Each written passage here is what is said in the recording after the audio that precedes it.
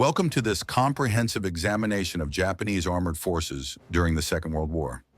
When we discuss tank warfare in World War II, Japanese armor often receives less attention than the famous Panzers, Shermans, or T-34s that dominated the European theaters. However, the story of Japanese tanks during this global conflict is a fascinating tale of unique design philosophy, adaptation to specific operational requirements, and the challenges of fighting against increasingly superior Allied armor. Today, we will explore the complete history of Japanese tanks during World War II, examining the vehicles that equipped the Imperial Japanese Army from the invasion of China through the Pacific War until final defeat in 1945. Japan's approach to armored warfare differed significantly from European and American doctrine. Japanese military planners emphasized infantry operations, supported by armor rather than independent armored formations conducting deep penetrations. This reflected several factors: Japan's limited industrial capacity, which constrained tank production; the terrain in which Japanese forces primarily operated, including jungles, mountains, and Pacific Islands, where mass armor employment was impractical; and Japanese tactical doctrine that prioritized offensive spirit and infantry assault over mechanized warfare. Consequently, Japanese tanks were generally lighter, less heavily armored, and less powerfully armed than contemporary Western designs. Japanese tank development began in the 1920s with foreign purchases and licensed production, gradually evolving into indigenous designs. By the 1930s, Japan had established domestic tank production and developed several types suited to their perceived requirements. These tanks performed adequately in China against opponents with limited anti-tank capabilities, creating a false sense of adequacy. When Japanese forces encountered British, American, and later Soviet armor with modern anti-tank weapons, Japanese tanks proved increasingly inadequate. However, Japanese tank crews demonstrated courage and determination, fighting with obsolete equipment against superior opponents throughout the Pacific War. Let us now examine the tanks that equipped Japanese armored forces, beginning with the light tanks that formed the most numerous category in Japanese service. Light tanks. Type 95 Heigo light tank. The Type 95 Heigo was Japan's most numerous and iconic light tank of World War II, representing the standard light tank of the Imperial Japanese Army. The designation Type 95 referred to the Japanese Imperial year 2595, 1935 CE, when the tank was adopted. Ha-Go was the project code name. This tank would serve in every theater where Japanese forces fought, from China to the Pacific Islands, becoming synonymous with Japanese armor. The Type 95 measured 4.38 meters in length, 2.07 meters in width, and 2.18 meters in height. It weighed 7.4 tons combat loaded, making it genuinely a light tank even by 1930 standards. Power came from a Mitsubishi NVD 6120 air-cooled diesel engine producing 120 horsepower. This diesel engine was unusual for the 1930s, as most nations used gasoline engines. The diesel provided several advantages: better fuel efficiency, longer range, and reduced fire risk. Maximum speed was 45 kilometers per hour on roads with good cross-country mobility.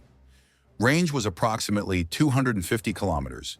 The three-man crew consisted of commander, gunner, loader, and driver. Primary armament was a 37mm Type 94 tank gun mounted in a small turret. This weapon could penetrate approximately 30-35 millimeters of armor at 100 meters, adequate against light vehicles and fortifications, but insufficient against most medium tanks. The gun could fire armor-piercing, high-explosive, and canister rounds. Secondary armament consisted of two 7.7mm Type 97 machine guns, one mounted in the turret rear in an unusual ball mount, and one in the right front hull. This rear turret machine gun was a distinctive feature intended to defend against infantry attacks from behind, reflecting Japanese tactical expectations. Armor protection ranged from 6 millimeters on the hull bottom to 12 millimeters on most surfaces, with the frontal armor reaching only 14 millimeters. This thin armor provided protection against small arms fire and shell fragments, but was vulnerable to heavy machine guns at close range and virtually any anti-tank weapon.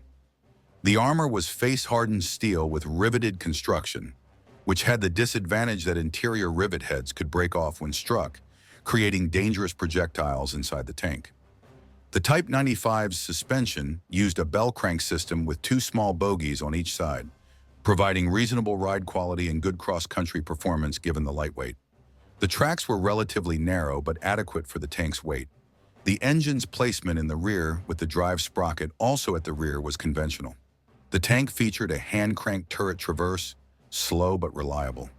The Type 95 Hago was designed for infantry support and reconnaissance in the terrain, typical of East Asia. Rice paddies, jungles, mountains, and poor roads. The lightweight allowed crossing weak bridges that heavier tanks could not. The diesel engine's efficiency provided good operational range. The armament was adequate for engaging infantry, fortifications, and the light Chinese tanks and armored cars that Japan faced in the 1930s. In China from 1937 onward, the Type 95 performed adequately against Chinese forces who possessed limited armor and few effective anti-tank weapons. Japanese light tanks supported infantry attacks, engaged Chinese positions, and provided mobile firepower. The thin armor was usually sufficient against Chinese weapons, and the 37mm gun proved effective against Chinese fortifications and vehicles. However, when Japanese forces encountered British, American, and Australian forces in 1941-1942, the Type 95's limitations became apparent. Allied tanks, particularly the American M3 Stuart, were superior in armor, firepower, and reliability. Allied anti-tank weapons could easily defeat Type 95 armor. Despite these disadvantages, Japanese tank crews fought with determination, achieving occasional tactical successes through surprise, terrain exploitation, and aggressive tactics. Throughout the Pacific War, Type 95 tanks fought on virtually every battlefield where Japanese forces operated: Malaya, Philippines, Burma, Guadalcanal, Tarawa, Saipan, Iwo Jima, Okinawa, and countless other locations. The tanks were often employed in small numbers, supporting infantry attacks or positioned in static defensive positions. Against American Shermans and Stuarts, Type 95s were hopelessly outclassed, but Japanese crews fought to the end, inflicting casualties before being destroyed. Approximately 2,300 Type 95 Hago tanks were produced between 1936 and 1943, making it by far the most numerous Japanese tank. The extended production run testified to its adequacy for Japanese requirements and the inability of Japanese industry to produce more sophisticated designs in large numbers. Type 95 production continued even after its obsolescence because Japanese industry lacked the capacity to replace it with better designs. The Type 95's legacy is mixed. It represented a reasonable light tank design for the mid-1930s, well-suited to Japanese operational requirements in China. However, its inadequacy against modern Allied armor and weapons demonstrated the dangers of designing for past conflicts rather than future threats. Japanese crews demonstrated that courage could not overcome technical inferiority when facing determined enemies with superior equipment. Type 97 Teike Tankette. The Type 97 Teike was a tankette designed for reconnaissance and special operations. The designation referred to Imperial Year 2597, 1937 CE. Teike was a contraction of Tokusha Kaninsha, meaning special vehicle. This tiny vehicle represented the lightest armored fighting vehicle in Japanese service during World War II. The Type 97 measured only 3.68 meters in length, 1.62 meters in width, and 1.77 meters in height. It weighed just 4.75 tons, making it even lighter than the Type 95. Power came from a small air-cooled diesel engine producing only 65 horsepower, giving a maximum speed of 42 kilometers per hour. Range was approximately 250 kilometers. The two-man crew consisted of commander, gunner, and driver, cramped into the tiny vehicle.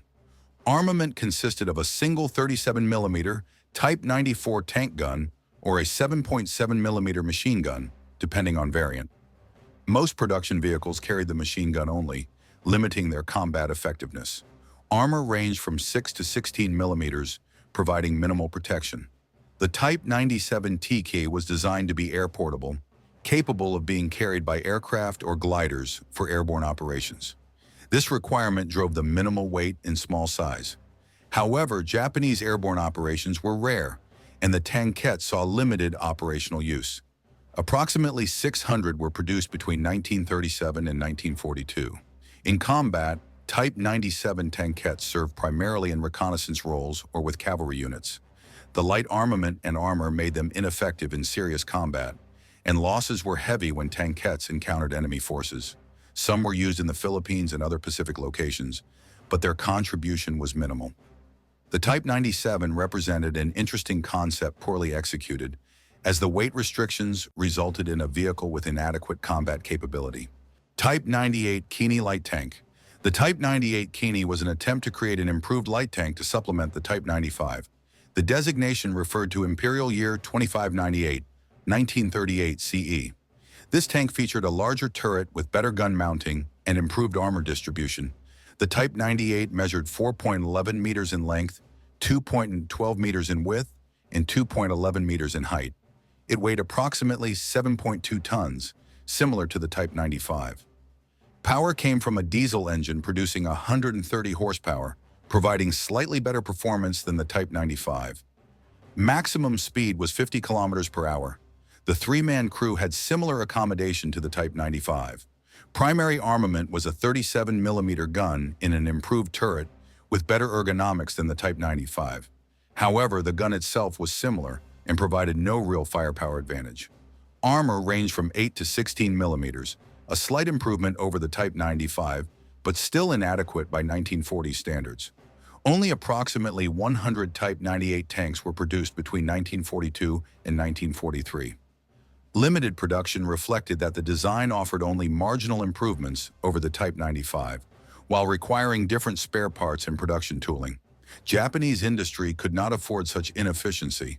Type 98 tanks saw service primarily in the home islands, defending against the anticipated Allied invasion. Some may have been stationed in Manchuria.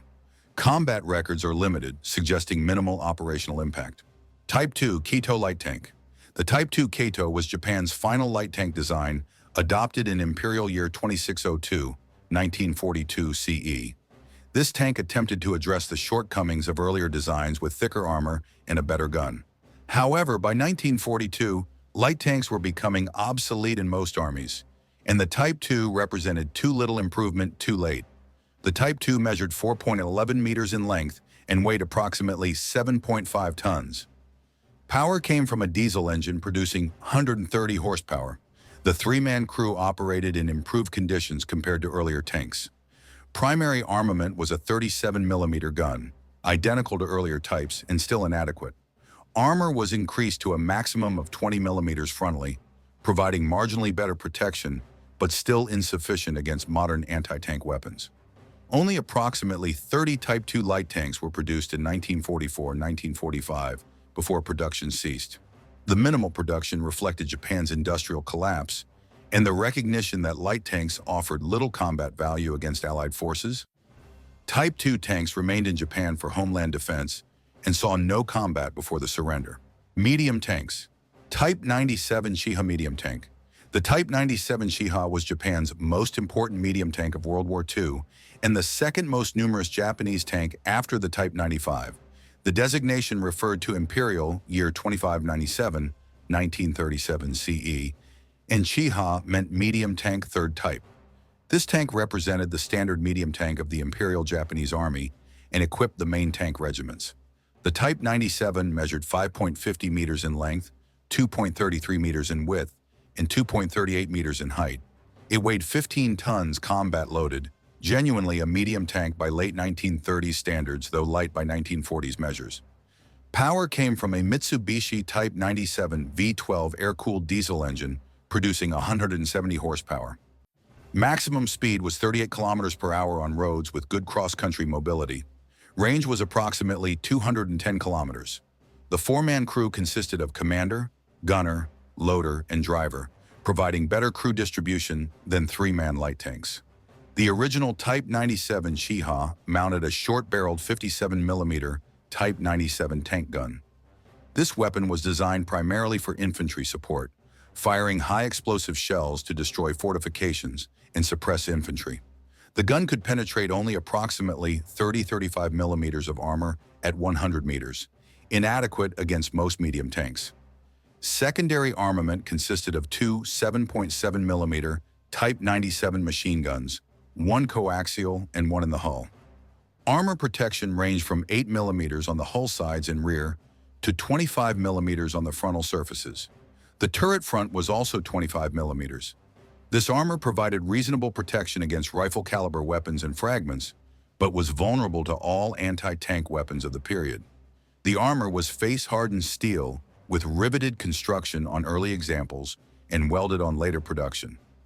The Type 97 suspension used a bell crank system similar to the Type 95, but scaled up, with 6 small road wheels per side.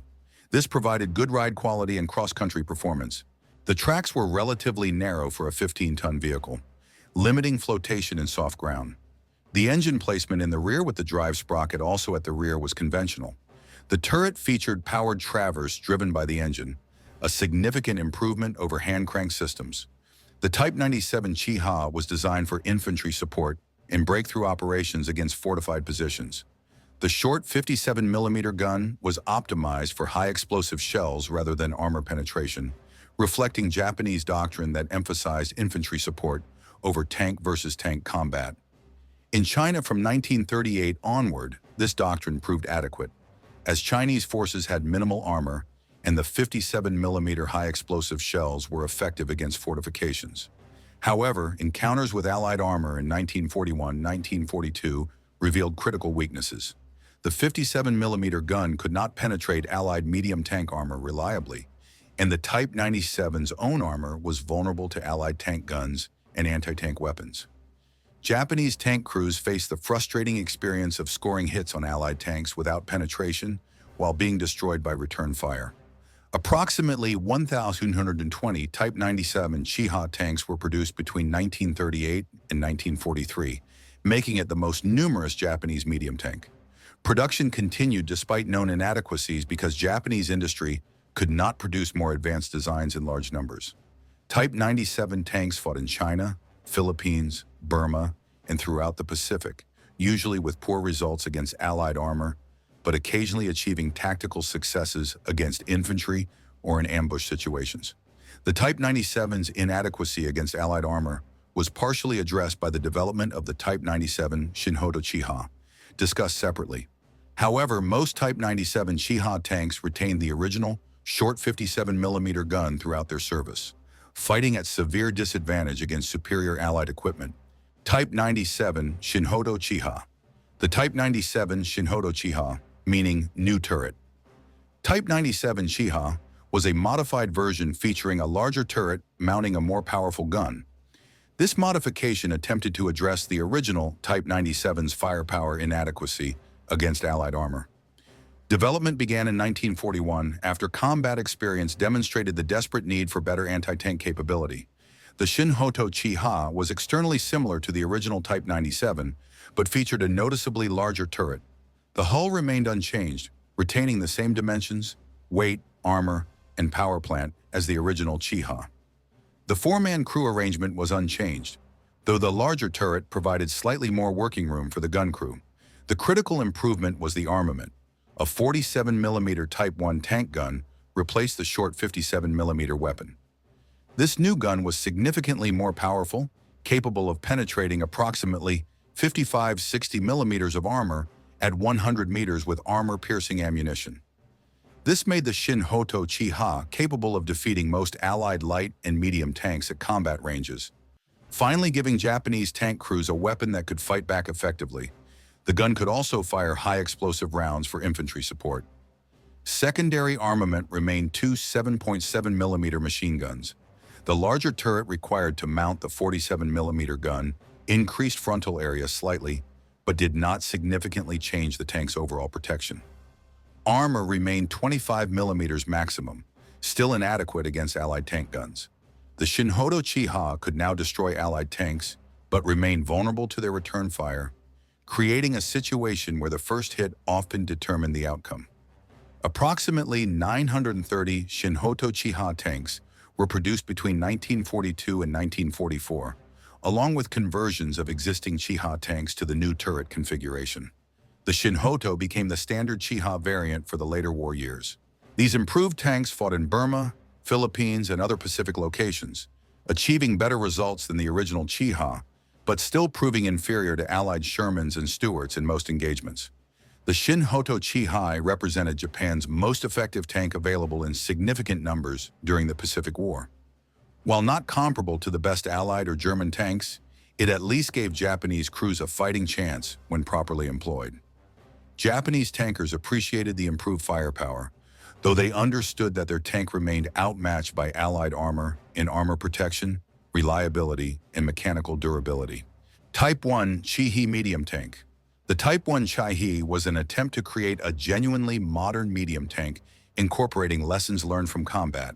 The designation referred to Imperial Year 2601, 1941 CE. This tank featured improved armor, a more powerful engine, and better overall design compared to the Type 97. The Type 1 measured 5.73 meters in length, 2.87 meters in width, and 2.74 meters in height. It weighed 17.2 tons, heavier than the Type 97 due to increased armor. Power came from an improved diesel engine producing 240 horsepower, providing better performance than earlier tanks. Maximum speed was 44 kilometers per hour. The five-man crew included commander, gunner, loader, driver, and hull machine gunner, finally providing a dedicated commander position. Primary armament was the 47mm Type 1 gun, identical to the Shin-Hoto Chi-Ha. While this gun was adequate for 1941-1942, it was becoming obsolete by 1944-1945 when Type 1 production occurred. Armor was significantly improved, with frontal armor reaching 50 millimeters, providing much better protection than earlier Japanese tanks. However, this was still inferior to Allied medium tank armor. Only approximately 170 Type 1 Chi-He tanks were produced between 1943 and 1944. Limited production reflected Japan's industrial difficulties and prioritization of other weapon systems. Most Type 1 tanks remained in Japan for homeland defense and saw no combat before the surrender. The Type 1 represented what Japanese tank design could achieve with adequate resources, but it arrived too late and in too few numbers to affect the war's outcome. Type 3 Chinu medium tank. The Type 3 Chinu was Japan's most powerful tank to see production during World War II. The designation referred to Imperial Year 2603, 1943 CE, and Chinu meant medium tank 5th type. This tank was designed specifically to combat Allied medium tanks like the M4 Sherman and featured the most powerful Japanese tank gun of the war. The Type 3 measured 5.73 meters in length, 2.87 meters in width, and 2.61 meters in height. It weighed approximately 18.8 tons, making it Japan's heaviest production tank. Power came from a diesel engine producing 240 horsepower, identical to the Type 1 Chi-He. Maximum speed was 39 kilometers per hour. The five-man crew operated in improved conditions compared to earlier tanks. The Type 3's distinctive feature was its armament, a 75mm Type 3 tank gun, Japan's most powerful tank weapon. This gun was adapted from the Type 90 field gun and could penetrate approximately 75 millimeters of armor at 1,000 meters, finally giving Japanese forces a weapon capable of engaging Allied medium tanks effectively.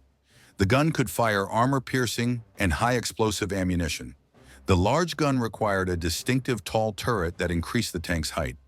Secondary armament consisted of two 7.7mm machine guns. Armor protection reached 50 millimeters on frontal surfaces, identical to the Type 1 Chi-He.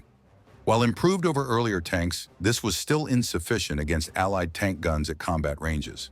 The Type 3 could destroy Shermans but remained vulnerable to their return fire. Only approximately 166 Type 3 Chinu tanks were produced in 1944-1945 before production ceased.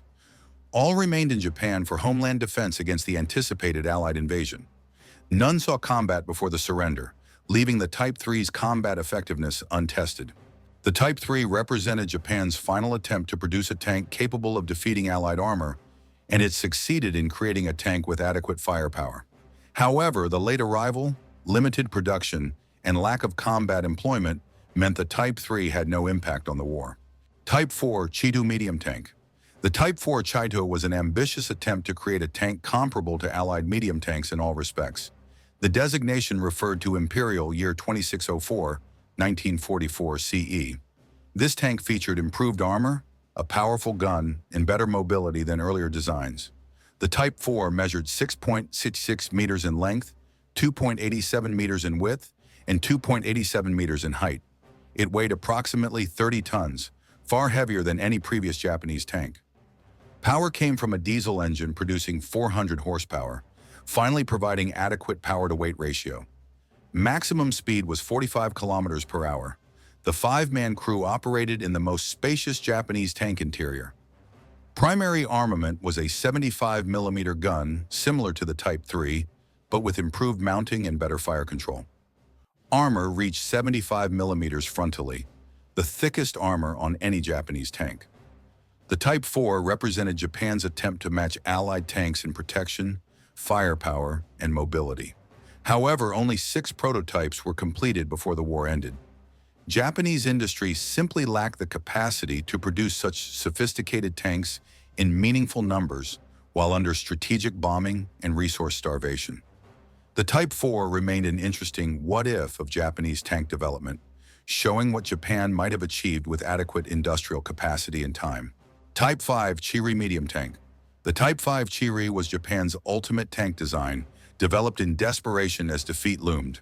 This ambitious design featured the most powerful Japanese tank gun ever developed and represented a final attempt to create a tank capable of defeating any Allied armor.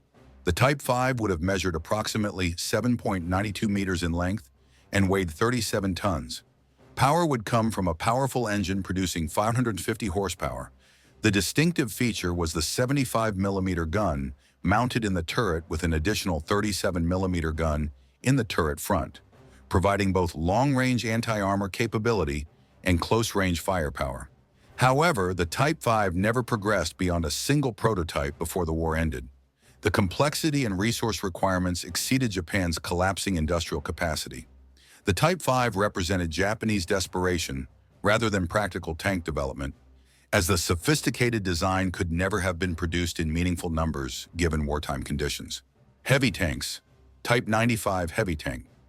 Japan experimented with heavy tank development in the 1930s, producing the Type 95 heavy tank.